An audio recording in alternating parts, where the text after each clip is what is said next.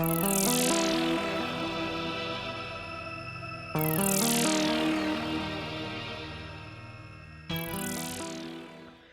today I have with me Matt Preston. How you doing, mate? It's great to meet you. Okay. Yeah, Finally on camera. Was it working? We've done this before, but I can't always get it to work. it's always the same though, isn't it? With Windows, trying to set up cameras and It's with me, for microphones. someone who likes to think he's got a bit of a clue with this stuff. It's more problems than anyone else. Oh, right. So, Matthew, first question. What was your first introduction to computers or games consoles or arcades? So first introduction to computers would have been at school. So as well as the BBC micros, I used to wheel in on a big trolley. Yeah, Which I think you mentioned that in a recent video. That was very much the case for our school as well. yeah, And with the big was it the cub monitor, the big metal monitor, yeah. and the keyboard and that, Or a TV, yeah. or TV, or Yeah. TV. Um, and then you've got the classroom to classroom. That come later in my that was in my middle school. So and that was probably in the later years of the school.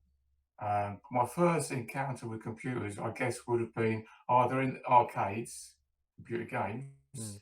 you know, then just arcade games to us, but would have been the ZX81. A teacher brought it in to school, yeah, Okay. and can you believe, yeah, I was terrified of it. Oh, right. I Wow. wouldn't go near it. Yeah. Didn't even make a noise, you know. It was like, ugh. And I think it was with the squishy keyboard and everything. Yeah. Maybe I was afraid I was going to break it, you know. Oh, okay. All she did was she loaded up a game of Blitz, which where the plane goes across Yeah. and you have to knock the buildings down before you hit the buildings. Yeah. That would have been my very first even touching a computer, you know. Okay. And then I guess we used the computers at school, and then everyone wanted a computer, and then I wanted a computer. Got to 10 years old, I wanted a computer for Christmas. We went on from there, really. Yeah. Was it the typical BBC that they used to bring in on the trolley? Yeah, it was. I don't think it was a master, so it would have been a BBC. Okay. It would have been the original one. And when I got to secondary school, they were still using those, and I think the BBC Masters for more complicated software. But it would have been the typical, a bit like yours in the background there, you know. On One the of those. B, yeah. It's those red keys are ingrained in my mind forever. Yeah. You know, press this F key for that because they've got the. It's quite clever where they've got that you can put the bit of paper behind the F keys, and you don't. As a kid, you just have to press the key that it's needed. That's quite a smart idea. That. Yeah. I was reading a little bit about how good the keyboard is because it's pretty much indestructible, isn't it? The way it was designed. You got to do a lot to kill a BBC. Yeah. And even if I think even if the power supply catches fire, Yeah. something's goes really wrong with it. Even that's repairable. Yeah. They are pretty much bomb proof. Yeah. Compared to other things. Yeah. So, am I right in saying you like to do lots of repair work and electronic work on old systems? Well, I do now because I've had to. No, I was a radio ham for many years. Okay. Licensed, and that's how I found out and got into electronics. But I didn't really, if I'm honest, I didn't really use it. I used to talk a bit like we do now. We talk on these radio nets and that, and you go around the shows, Yeah. which are glorified car boot sales, really, and you meet up with other radio hams. So I was really into the electronics, that side of it, of just enjoying being around it. Didn't really do a lot with the knowledge, and then over time, this stuff breaks and you have to fix it. And I'll be honest, when I started, I was not not very good. Yeah. In fact, this machine here, Not an 800 XL. So my first Atari would have been an 800 XL like this one. That's a lovely machine. This isn't my my childhood one. That is probably in one of these many plastic boxes in various states of repair with other parts.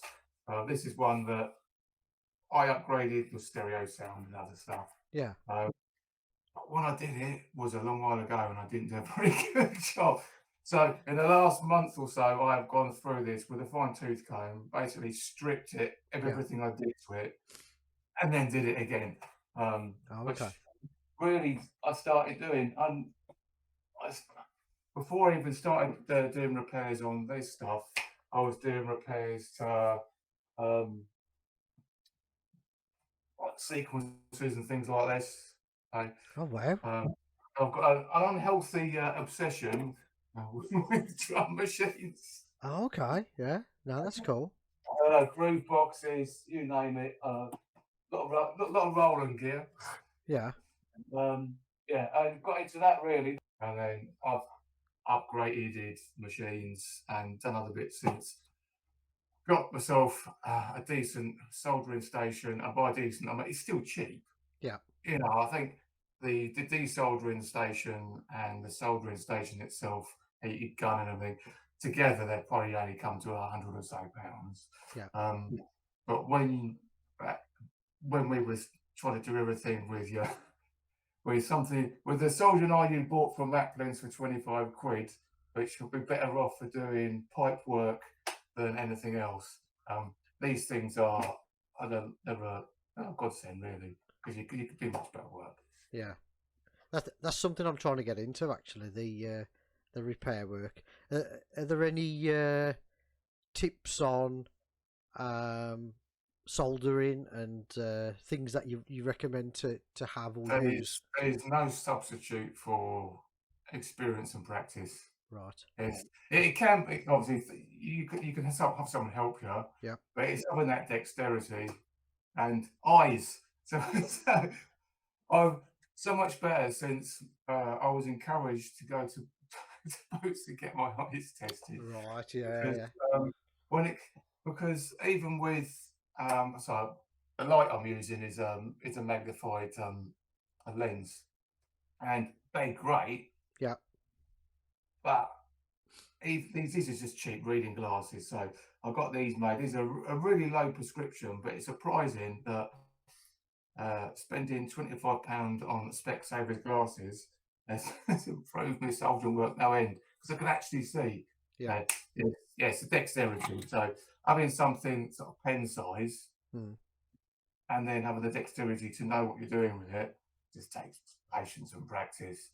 I wouldn't practice on something that is mission critical. Yeah. So if you've got, sometimes needs must. So if you're, I know you had some issues with your Spectrum toast rack.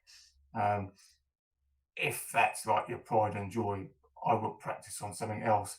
They'd still do the fix you need to do, but I wouldn't practice on that, because what if you did irreparable damage, or if you damage a component that you didn't know where to get it replaced from, or things like that. So you've got to be a bit mindful of that really, and be very careful of anything plastic, because these old cases, you only got to look at a soldering iron and they just turn to vapor. Yeah. You get used to stripping them down, taking stuff apart. I do a lot of going on YouTube, looking what other people have done. Sometimes just to take stuff apart, because you like, well, where did the screws go? You know, where does it come from? I take photographs of everything when I'm taking stuff apart. You see these great YouTube tutorials where they take stuff apart and they've got everything in nice little boxes and everything.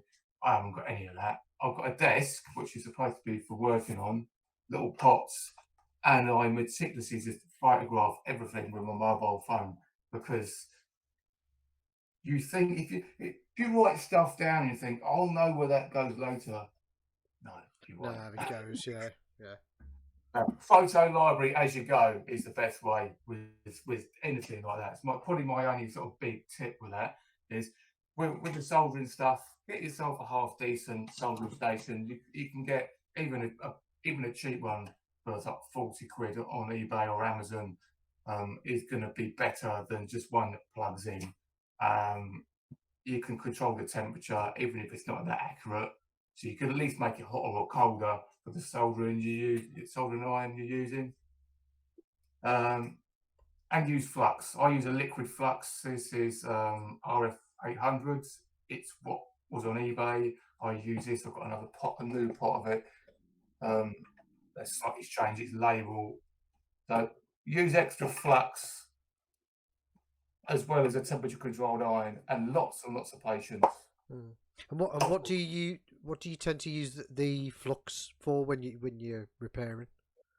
What it does is it stops the solder from going where you don't want it to go. So it burns off, so it flashes off, and by that I mean it evaporates very quickly and takes away impurities. So it makes a better joint. It stops you getting what you would call cold joints. So that's right.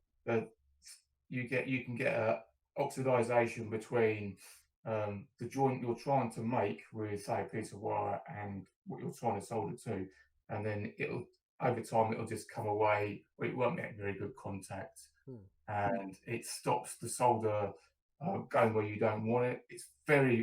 Or if you're going to do anything with surface mount components, flux is an absolute must, because it makes the solder ball up, and by that it means it stops it flooding, so it will actually go where you want it. Very, very useful. And once I started using flux, so this is a liquid one. You've seen people do demonstrations. They've got one in like a syringe, a paste. Right. I haven't tried that. I've just used this liquid one and this. And I clean it up with isopropyl alcohol, which comes in a spray. Now I don't use it like this. I just use little drops, but I haven't really got a way of getting it out of an aerosol gently. Yeah. So yeah, I keep stuff clean. Practice is just really just practice when it comes to soldering, and look at what other people have done before you. Go on and look at what other people have done similar repair, and give it a try on something that doesn't really matter to begin with.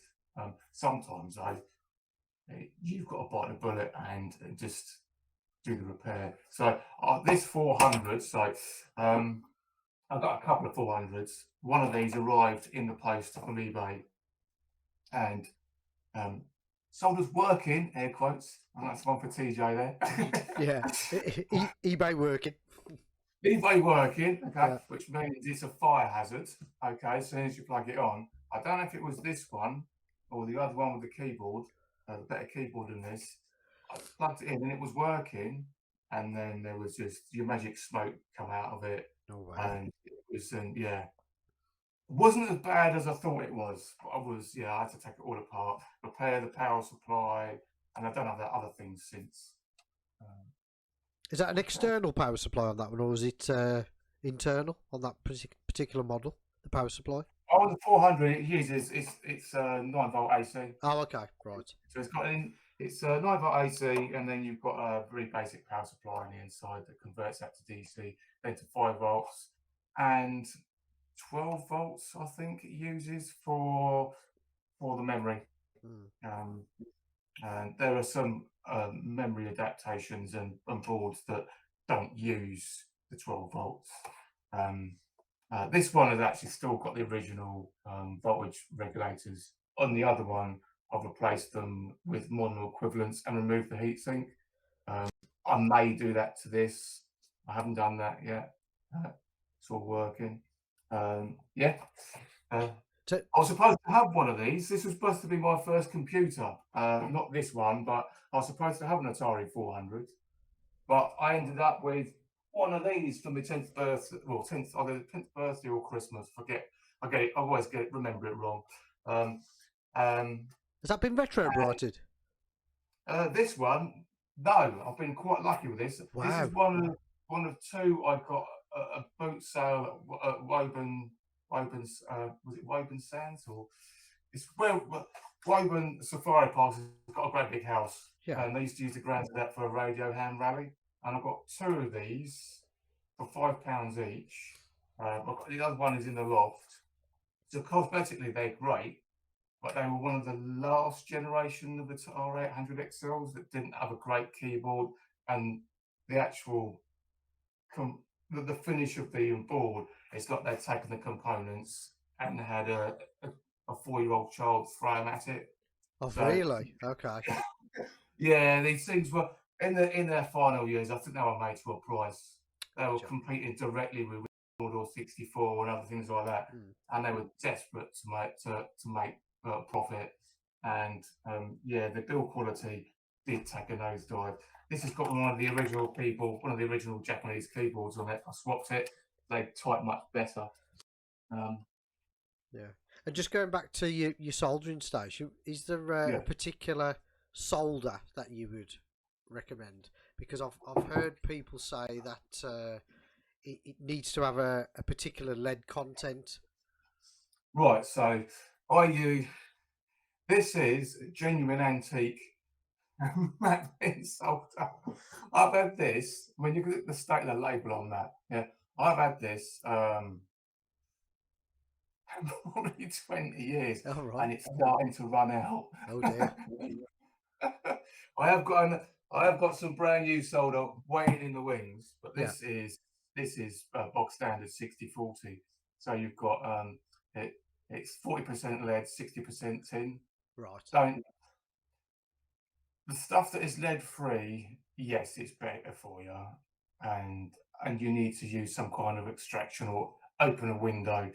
I've got a very cheap device that's supposed to cool things down. I just use it as a fan to blow the fumes out of the window. Gotcha.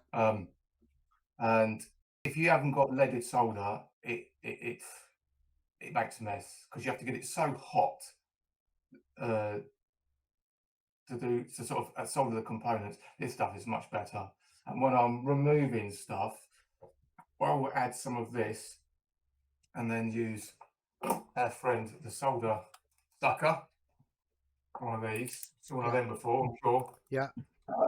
To remove it, because otherwise it doesn't remove very easily. Yeah, definitely you want to use leaded solder. I don't think you can't always get 60-40. I think the stuff that I've bought to replace it, the lead content is slightly less, 37%, but it's still quite high. I would always recommend using leaded solder. And this is quite thin. This is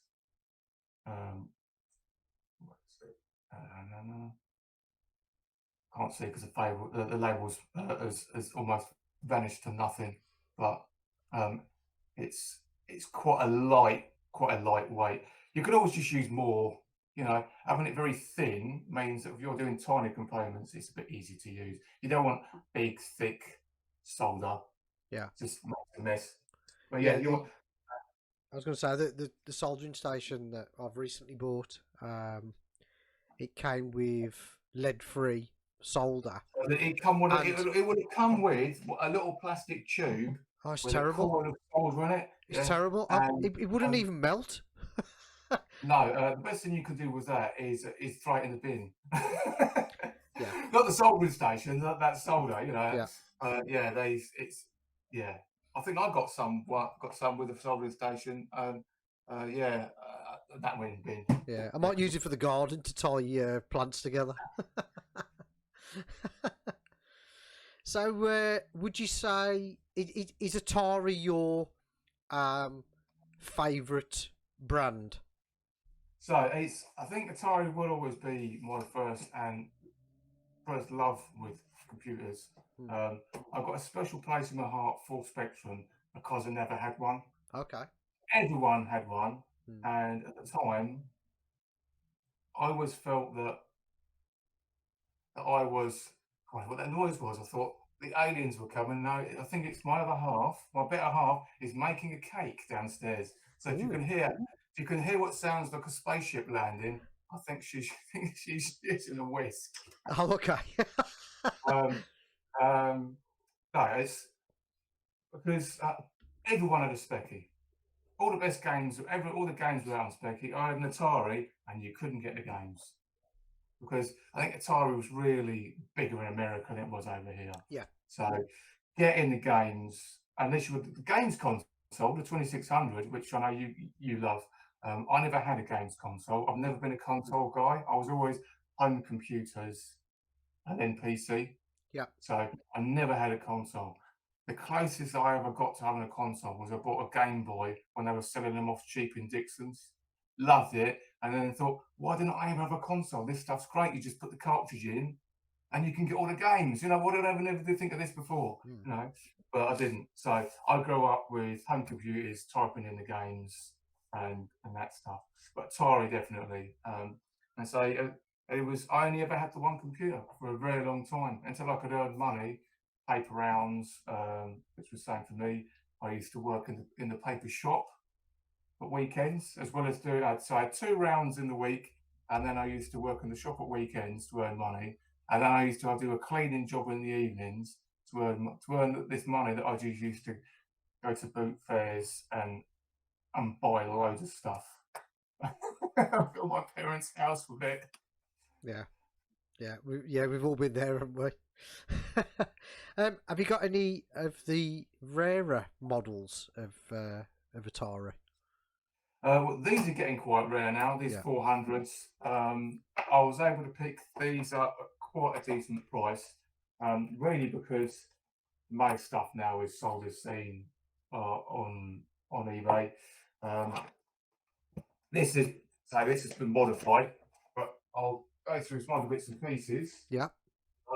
I did get stuff to hand, so I'm only going to turn away, and I shall be back. Yeah, no problem. With a second or two. So, this is an Atari XE games system. They didn't come like this. Yeah. Right?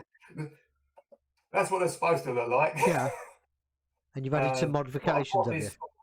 Yeah, so I bought this. In fact, a number of my machines have been bought from a guy who was very involved with Atari repairs and Atari UK, I believe. Don't quote me on that, but I think he was. And he was part of a London Atari group called Lace, and they were very, very active. They used to go to all the trade shows, and they had a load of modified gear. And this was one of them. So it started off life as an Atari XE games system, and other ROMs were added to it, printer interface, and some other bits and pieces. This is the one that came with the keyboard that plugs in. So it looks it's a bit fugly when it's together, you know, a bit of a giant blob, but it actually works quite well. The keyboard has got quite a decent length to it, so if you had it on there, you could put the keyboard on your lap and type if you wanted. It was originally sold like this with the cartridge games, and they selected a load of games that you didn't need to use a keyboard for, other than Flight Simulator 2, which definitely needed a keyboard. And so you could use it as a games console. It was, I think, really because they didn't have major sales with either the 5200 or the 7800. It's slightly better. They never really, you know, well, there were games for the 2600. Well, they're still making them. So yeah, you know, the 2600 refuses to die. It's their legacy, I think. Is that compatible with 2600 games? No, this is Atari. It's basically an 8-bit computer in a box. Yeah. So all the cartridges. So they used to come. So they made them to match. Right, so they were grey. Yeah. So XE game system. Yeah. So when they're plugged in, and when they look at business, when it's plugged in, you know, it's if I just right, look at the business when they're plugged in, you know, in fact they work better than on the back of a 6065 XE, because in these it's a bit cumbersome having a cartridge stick out the back. They did away with the top slot. you can get adapters that will make it go that way. I was going to say to you, what's the modifications that you've made on that then? So I haven't made these modifications; these were done, but Right. it was done prior to me buying it. It's got Cupid install, which is an operating system update, which adds Centronics printer facilities. It's got additional electronics done inside to do that. I'd open it up when it's an absolute rat's nest. Yeah. So what are those two? What are those twistable knobs? So yeah, so you've got different ROMs, and actually, as soon as it's got power, they light up. So you'll go between where that's going to show on camera. Okay.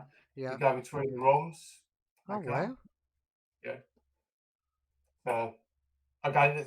On some modification, there was a specific modification that this seems to have had, because I was talking online to one of the Atari guys that does a lot of this stuff. Flash Jazz Cat's got his own channel, Atari 8, and he sent me a link to pretty much the same modifications this has had done, but in an American machine. Yeah. I think it was a standard thing that was done by a group maybe in America or over here in the UK, where they modified a load of these machines, and this could be one of them. That's a tiny looking mod though, that is. Yeah, so it took me ages because I mean, never any instructions when you buy these things. No, well, no. There's different ROMs in here, different operating systems. One of the modifications is a memory freezer. You can either dump the software that's in its memory, or you can do screen grabs. So I used to have some fun back in the day when you couldn't get screenshots of title screens, and you thought, oh, that's a really cool thing. It wasn't an easy thing to get unless you tried to take a photograph. And then with the old CRTs, even with like a normal camera, you always end up with a stripe halfway up it, wouldn't you? So this meant that you could print off a copy, or if you got a high score, you had proof. You could do a screenshot and then print it off. Yeah. That was the idea of it. I think that all these things, people were trying ideas. It's more of a gimmick than anything, but it was a cool thing to have. And I did a lot of college work with this, believe it or not. This printer interface was an absolute godsend, because I printed half my college reports with this.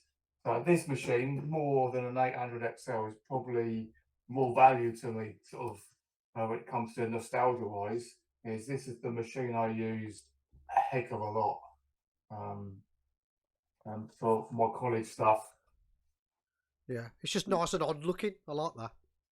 Yeah, it's even more odd looking because of the modifications. I have got a rarer machine. These are difficult to get in the UK. Yeah. In America, they seem to grow on trees, but over here, like 1200 XL.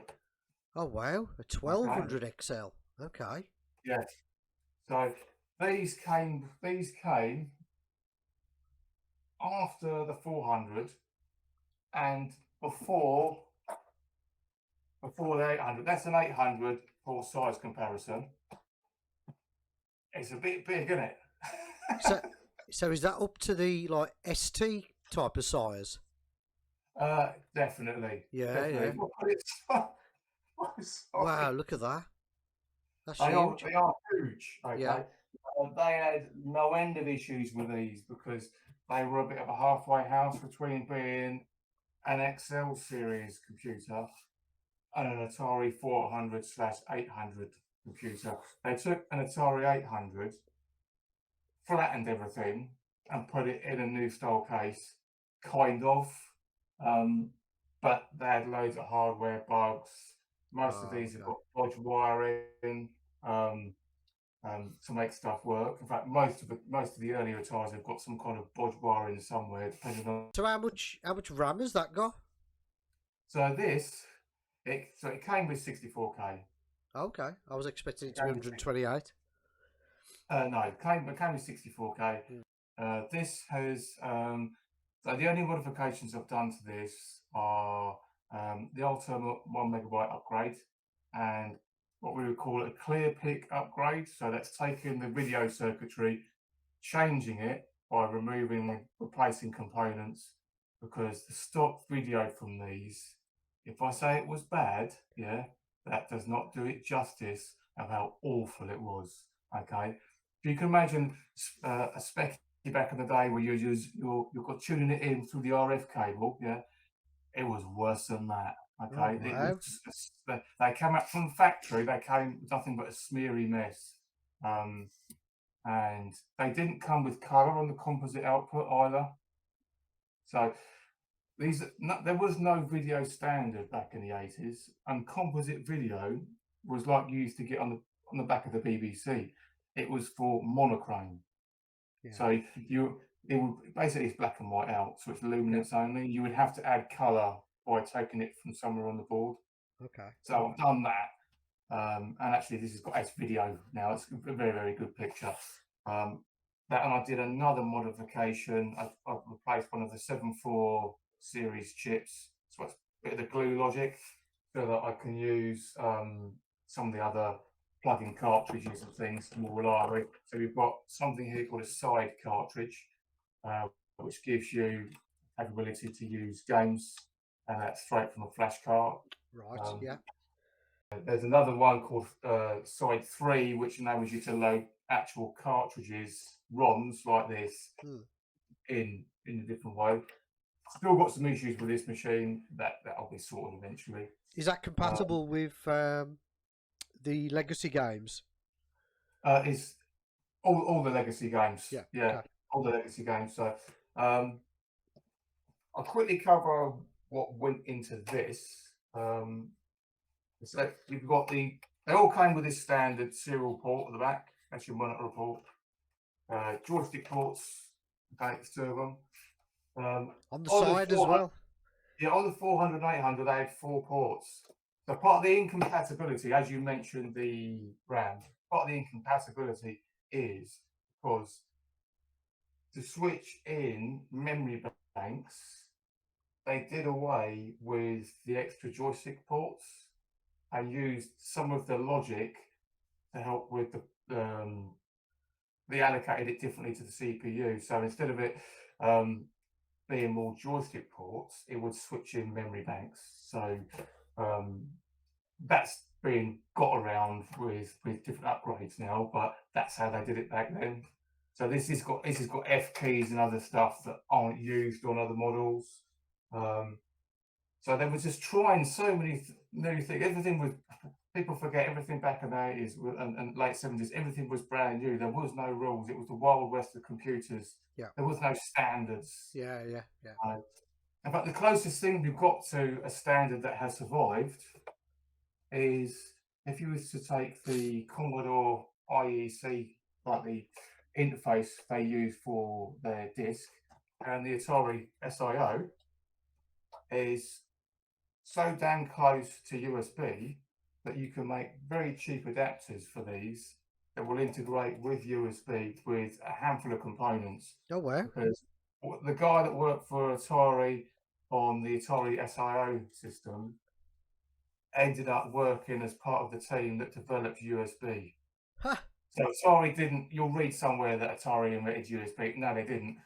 One of the engineers that happened to work for them worked on the team that developed USB. But Right. these Okay. people moved. You're talking about a group of people back in the 80s in America, in California, that very smart people. They worked for Atari, they worked for Texas Instruments, they worked for Apple, they worked for Commodore. You know, these people would move between teams, which is why some of the architecture is quite similar. So you've got the actual Atari architecture. If you trace its lineage, and the people that worked on those microchips, they moved to Amiga. So Ah. Okay. the Yeah. Commodore team that worked on the 64 moved to Atari. Yeah. So there's always been this rivalry, but it's actually the Atari and Commodore are so intertwined historically. It's amazing, really. It's almost on a like a cellular level that you can't separate the two. But if Yeah. you get down to the people that the engineering side of it, they're that intertwined. You can't really separate them. Really. So we've got here two 65 XEs. Okay, it's a bit spot the difference. So this one. I picked up quite recently on eBay and decided that I would replace this one because this one was very sick. Okay, so this, along with the XG game system, again did a lot of my school and college work between them. As I did a lot of it on that because it had the printer interface, but I did an awful lot with this. And when I took this out of storage, it was covered in. I definitely had it since I was a kid. It was covered in dinosaur stickers and yeah, the usual late 80s, early 90s junk was all over it, and it was very sick. It wasn't very stable. I tried to upgrade it with memory upgrades and things. I thought I'll just get another one and I'll keep this for spares. Okay, so I bought this one, and this one I got this. It wasn't mint in box, but it was quite tidy. Mm. But I think the bloke had definitely had it in a garage in the box. So it's that box that's in the background. So Yeah. this came in that, all right, Mm. and it stunk. Oh, okay. Okay. So I said to you the other week, it smelled like duck pond. You said that could have well been capacitors. So this one has had some additional upgrades, memory upgrades, BBXE, which gives you an Amiga-like video capabilities. Oh, wow. So this one is kind of a dream machine now. This is the machine I always wanted to build. Yeah. There's a Polish guy on one of the groups has done these boards, which are quite nice, which means you don't have to mess around with lots of tiny wiring for multiple connectors, for connecting RGB, video and audio and everything. It all goes through a Sega Saturn connector. Because for some reason you can still buy Sega Saturn cables quite easily. Don't know why, but you can. So that's why you opted for that connector, and it fits quite nicely through the old RF port. So that's what I've done on there. It's still, you can still use a standard onboard video through monitor port, which is quite handy if you want to use that, because the RGB port doesn't do interlacing, Right. the way it's programmed. So if you've got anything that uses interlacing for extra video modes, you still need access to the original analog video. So I've left that all working. But back to the machine. So this is the machine that is going to be yours, Brett. Okay. Oh, very much appreciated. So this is for anyone watching and listening. I promised Brett a long while ago I will go through my parts bin and fashion him together a working Atari machine, maybe an 800 XL, maybe something else, because there's no reason why I couldn't have Frankenstein together some parts, okay? And then I thought, well, I've got this machine that's broken, and the 800 XL machines I've got, they all need a lot of retro brighting and a lot of work, and some of the keyboards, they're okay, but they're not as tidy as I thought. I'll tell you what, I'll give you something a bit different. And a large part of me wanted to get this machine working again. Yeah. Because it was one of my childhood machines. I since replaced it. So nostalgia-wise, yeah, it's like it will definitely mean something passing it home to someone else that I know that is really gonna use it, be involved, because I know you're very involved in the whole retro community and stuff. Which I did a lot of that back in the day, so you know that stuff is very close to my heart. So I've got the dream machine now. So this one was literally just going to sit on a shelf and gather dust and be very sorry for itself and just be spare parts. And I thought, I'll get it working again. Okay, so it's been gently light brighted, which is a form of de-yellowing just using the sun. It could probably do with a little bit more, if I'm honest, because it's not permanent. It is more permanent if you retro bright using chemicals, but you can get this grey stuff very, very wrong with blotching if you try and use aggressive chemicals and retro bright and it goes wrong. Yeah. Because you can't go back from that. So if it yellows a bit more with age, it is what it is. It's not too bad. The keyboard is a little bit more cream than white. You're always welcome to retro bright if you wanted to do that yourself. I've chosen to give it a mild kind of finish, so it's not horribly dark and grey and yellowy. Put some new feet on it. The replacement badge, you get these from Poland. They're not very expensive. They don't match the original exactly because the original badges are very difficult to manufacture, I'd imagine. They're made from aluminium, they're raised and etched and other crazy stuff that Atari did back in the day. They must be prohibitively expensive to manufacture. This guy gets quite close, and I think it neatens up because the original badge had started to peel up and with buckled, it was nasty. So it actually looks quite tidy and nice. Yeah, that's a lovely looking machine. Love it. Upgrade wise, so what's nice is the top's just come off. Anyone repairing these, just be careful. The plastic is quite brittle on these. I did have to do some post repairs using super glue just to stabilize the posts. I've got better ideas for doing that, but that's probably for another video. The keyboards, I do just lift forward. Okay. So you've got your ribbon cable there, and then it hasn't had a huge amount done. So you've got your ultimate 1 megabyte board there, which is like a ROM board. Yeah. But it adds up to 1 megabyte of memory, hence ultimate 1 megabyte. Wow. It gives you ROM slots. So you can you've got where you would have basic would be an 8K slot, and these cartridges replace basic when you plug it in. So you can have games or utilities in those slots. You've got operating system slots, which is a 16K slot. There's all that. There's stuff for explaining all that is much better videos than anything that I can even try and crudely explain here. But fundamentally, this ties into where the basic used to go here. Sorry, operating system slot here. That's still got Atari Basic on the board. You've got the 16K operating system chip would have gone there. That's the MMU chip, which controls a lot of the how the system integrates with all your stuff. And these cables just tie into that for this board. And then you've got to attach some other points on the board.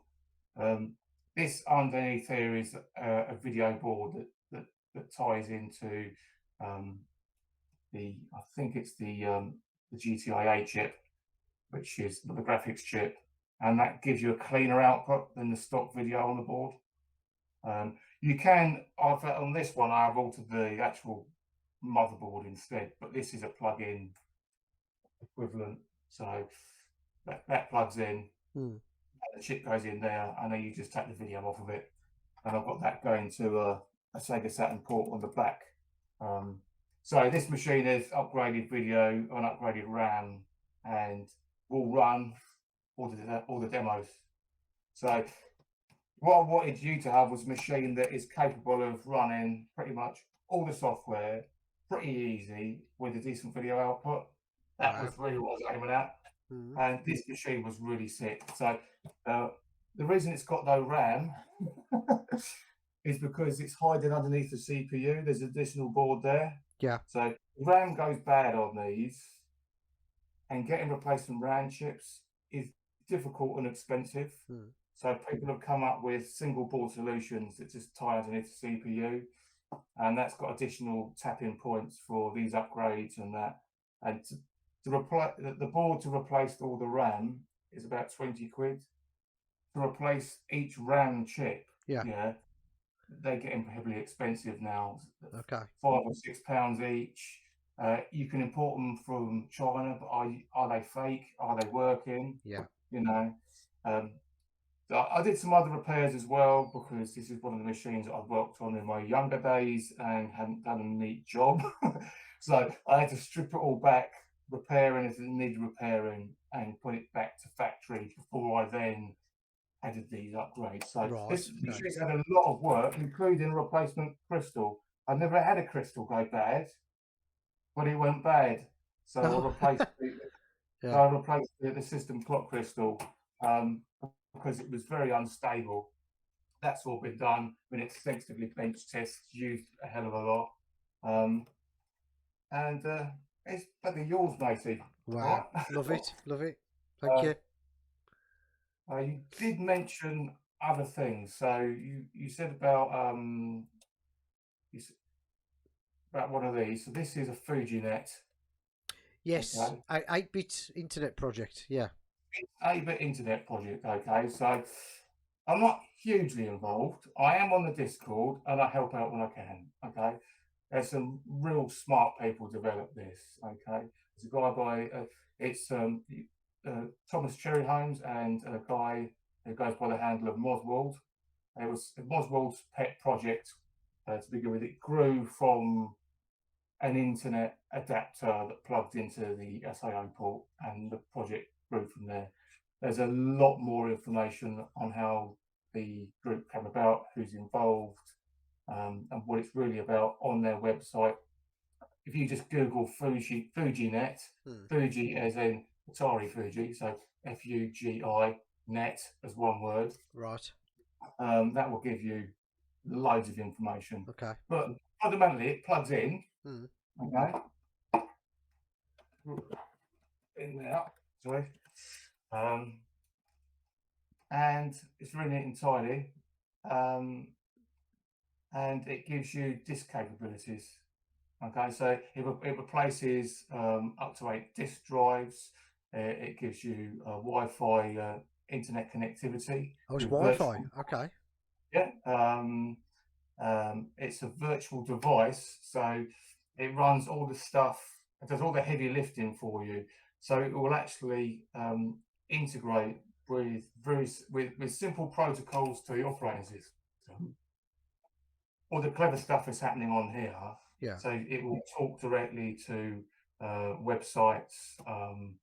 You can talk to your Linux box, whatever, using SSH and other stuff. Really, really sort of clever stuff. So are there special websites set up for that to communicate with? Is that what the Fujinet is?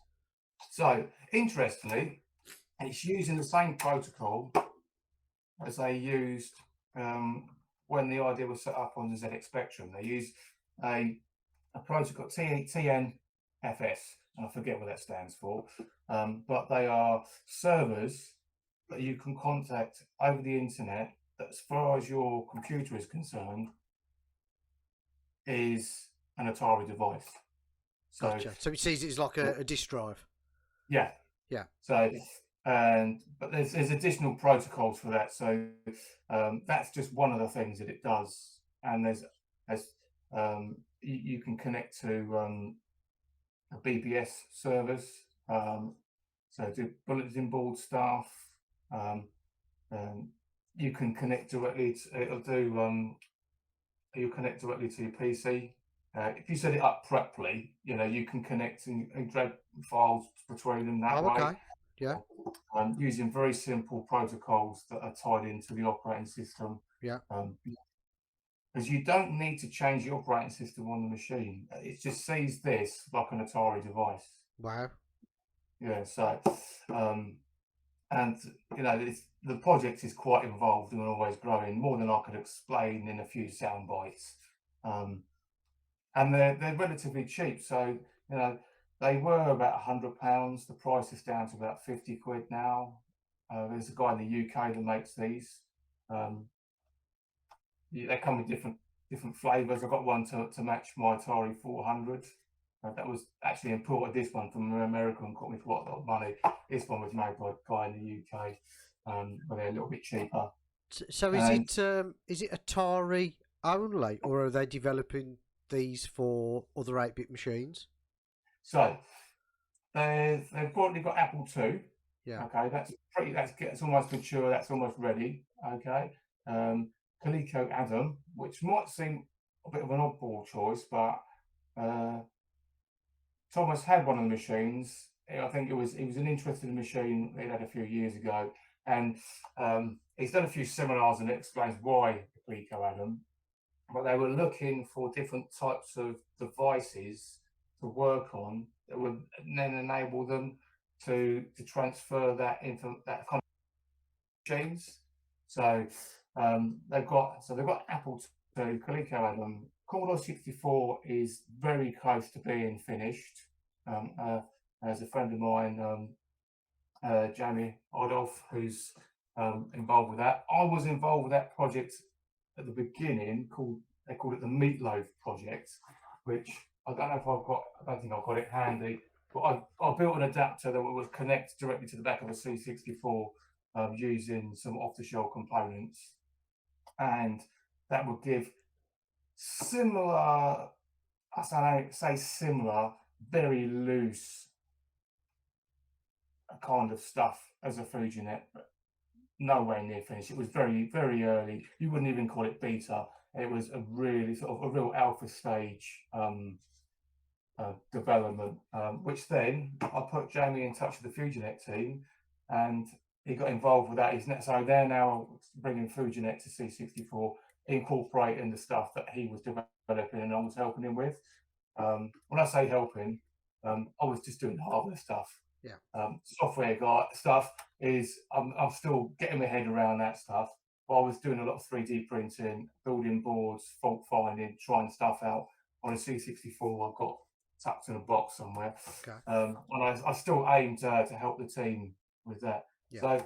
So you've got ZX Spectrum is not mature yet. That's definitely on its way. But the project for the ZX Spectrum keeps growing. So I think that what they want to do with the ZX Spectrum was they want to replace the interface one. So what you used to plug in underneath the Speccy 48K and give you a network and access to micro drives and other stuff like that.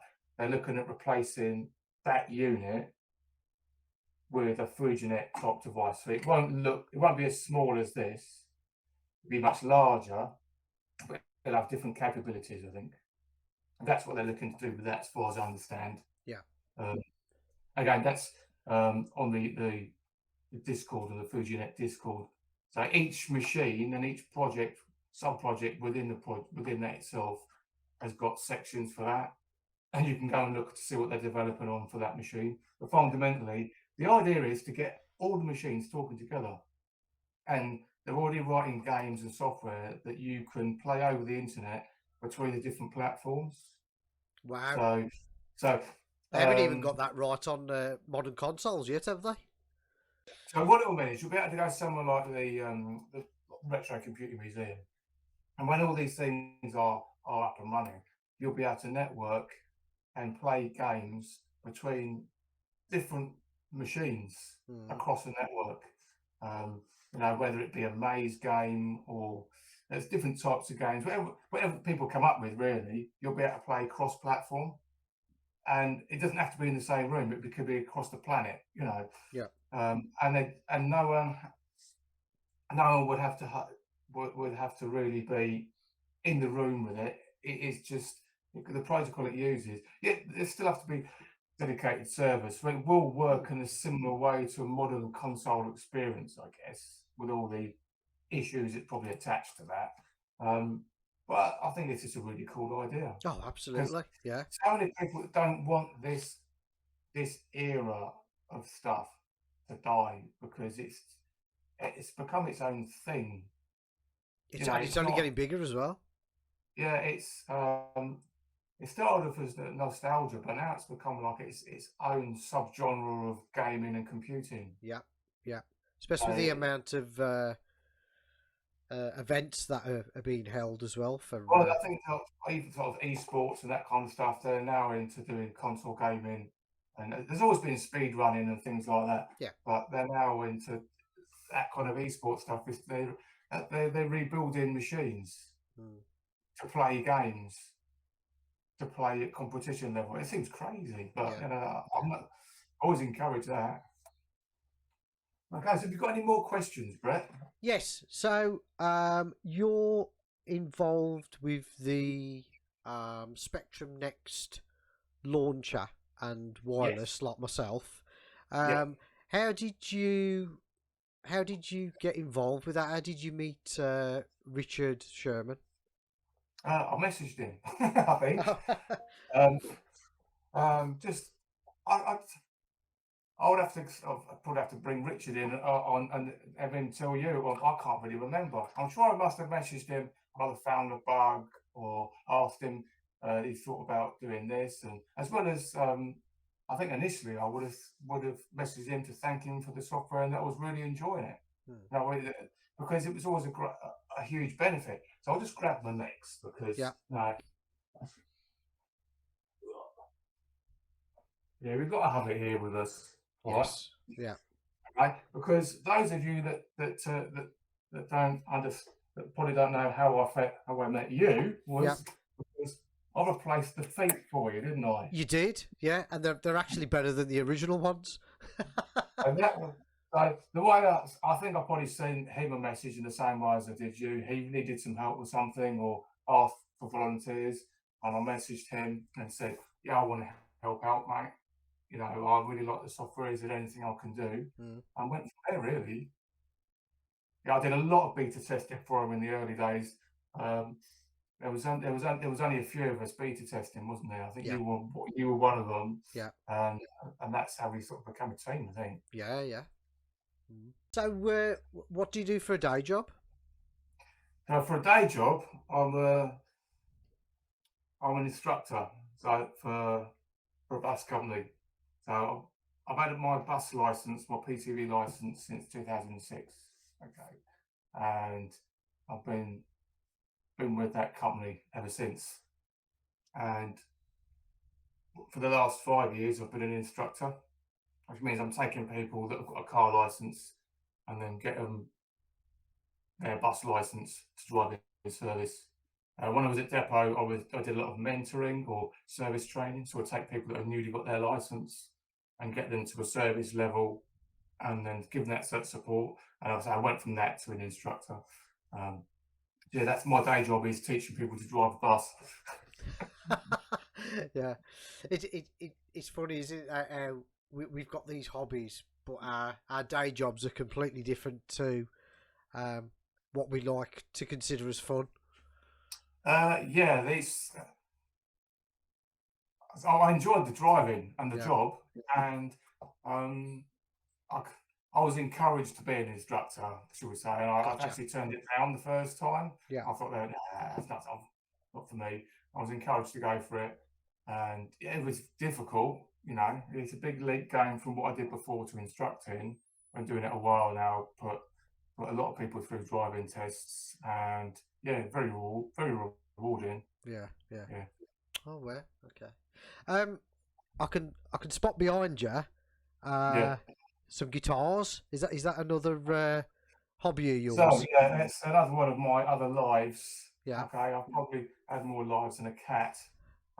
So in my early 20s, most people would take up a musical instrument in their teenage years. For some reason, I decided I would pick up the guitar, and it was bass actually in my early 20s. I think Hmm. it was probably back then. It was probably the final wind of metal, and you had a lot of the grunge bands around, and there was a real buzz around that stuff. It probably the last real big push until recently of guitar music. Bands are now coming back in, which is good. It seems to go like that. But in the early 2000s, it was really a big thing. I've got to get in on that, you know. Yeah. As yeah, I played bass for a while. Yeah, I did that. I did some session work, which sounds more glamorous than it is. I used to turn up, okay, which is more than most people did, so I used to get paid for it. Well, Even when I was very good, mm. I probably spent most of my time in pubs and clubs and studios drunk. I don't remember most of it. Oh And yeah, my yeah. name isn't to most things. So yeah, you do session work, and it would be, yeah, can you play like this guy? Well, no, I can play like me. Yeah, well, yeah, well, he's gone. Wouldn't have had an argument. So you'd have to cover a track. If you were there with a band, you would invariably, they would all fall out, and then you'd have to go back later and record a bit separately that was required for the track, Gotcha. and then they might not even use it anyway, as long as they got paid. Yeah. Yeah, I didn't do royalties. I want to give me the paycheck.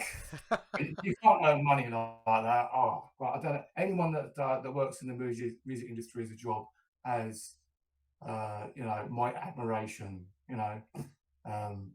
This thing recently that Ed Sheeran's gone through. His music isn't for me, but I know where he's coming from because he had to work hard. Overnight success, yeah, but it's probably took him 20 years to get there. Do you know what I mean? Yeah, that's right, isn't it? Um, Yeah. and yeah, months, years sometimes to get money. It's regular to take 6 months and more to get people to pay out. Mm. So no, I never did royalties. I never did anything that important that would have got royalties for. But yeah, he used to enjoy the band stuff and going to music events. And that was before I really got into guitar. So I had a PV bass for years. I still got it in the loft, I think. Doesn't get as much use as it probably should do now. Then I got into guitars just because we used to have like these little these open mic night things, and I was going along and I was playing. I thought, well, I really sort of should get into that really. Um, Have you got a uh, favourite guitar? um, all of them. All of it. Well, that's fair enough. That's fair enough. I'll tell you what. So, one of my favourites is going to be so this is one that I built. This is a cigar box guitar. Oh Okay, wow. so it's a Robert Johnson tribute made of a piece of wood from B&Q. And my mate come home once and he said, "Yeah, I've got these jewellery boxes that are like books. Yeah, how about you build something and I build something and see what we come up with?" So the electronics inside. Is that a cat The, dish? That's not a cat dish, is it? it is a cat bowl, yeah. Wow. That's so mad. Yeah. it's a cat bowl resonator. Okay. Yeah. With a lipstick coil, 4 strings, which is normal on cigar boxes. I think it's either tuned open G or open A. I've just noticed that one of my frets has fallen out, so I'll have to glue that back in. So you say that's 4 strings. So what Yeah. are they tuned to, each string? So that will be tuned open G, Right. Okay. but from whichever tuning I've got them using for that. Yeah. GADG probably, something like that. Don't quote me on that. I'll probably remember that That's wrong. incredible. And then these are finishing nails, which I cut down for frets. So one of these has fallen out. I'll have to glue that back in. But it's lasted remarkably long. That looks awesome. Is it just plug and play, or has it got a volume control as well? That's plug and play. So the volume control, is there. It's got a boost circuit. So with it out, it's off. Yeah. With it in, that's what the battery's for inside. So it's active. So it's an active pickup system, which you switch between lipstick, so single coil, the active pickup, so that you've got a bottle cap with a piezo transducer in there that picks up the cap hole, and then you've got a blend with the two. Okay, and it's active or passive. Okay, the volume control itself is a shotgun cartridge casing. There's a story attached to that as well. I ordered them from eBay, and they were spent like shotgun cartridges. But I wasn't going to be at home, so I had them delivered to my parents' house. They woke up morning to find a wet envelope full of spent cartridge shells on their front doormat. Wow. I had a phone call from my father. We play that. No, that's lovely. That is. I guess I've got loads of projects. Yeah. I've got Tanglewood, which I built. So these are dead cheap. If you're ever looking for a cheap guitar for a kid, you can't go wrong with a Tanglewood. These are about £99. Built like tanks. They sound fantastic. I bought it with the pure desire to turn it into a blues guitar. So it's got a Memphis pickup set up that goes through the strap button, and you can play it like an electric, but because it's an acoustic, Yeah. it sounds very open and very old bluesy. So that's the idea. Because in the old days, that's what they did. They took an acoustic. They wanted to be louder in a club, so they used to put a pickup on it, and that gives you that sound. That's nice.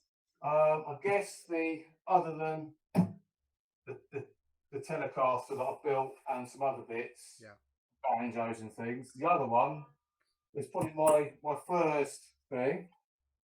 It's still behaving itself. And it's my C6 Steve tribute guitar. So I see him on Jules Holland, and he had this Morris Minor hubcap thing, and I thought, well, I've got to have me one of them. So I went on eBay and bought some replica Morris Minor hubcaps because I didn't want to use the originals.